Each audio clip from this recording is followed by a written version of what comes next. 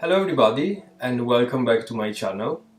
Today I have for you an art review. I just got this palette in the mail and I would like to review that for you. They popped up in my Instagram feed a few weeks ago and I instantly fell in love with them. Not just for the shape but as well for the warm earthy palette that they seem to have. These are the ArtGraf tailor shape water-soluble chalks by Viarco, which is a Portuguese brand that is very famous for their graphite and pencils as well. I was really surprised in seeing how ready available they were. I bought mine at my local art supply store, but I could really find them anywhere on the internet, from Jackson's Art Supplies, one of the biggest art supply retailer online here in Europe, but as well you can find them on Amazon. And the prices vary from 18 euro, I got mine on sale, they were around that price, all the way up to 34 euros. As the name suggests, they are inspired by the shape of tailor chalks. And they come in the color of sanguine, ochre, sepia, brown, darker brown and black carbon.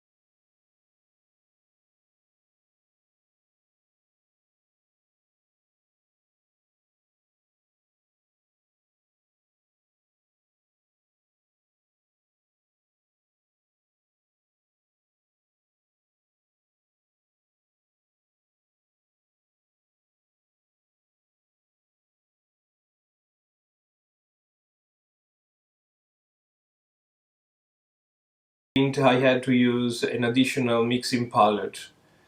I wish Viarco would provide that, would be really helpful, but again, for 18 euro I cannot expect anything more, and I really love this cork palette.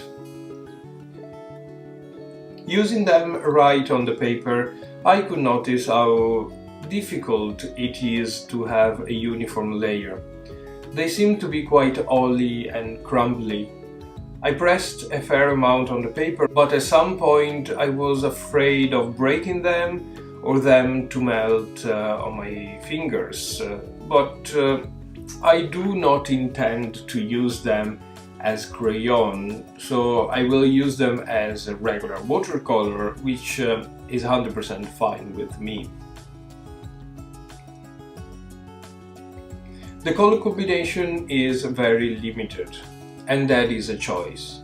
But the pans tend to have a good combination between warm and cold tones.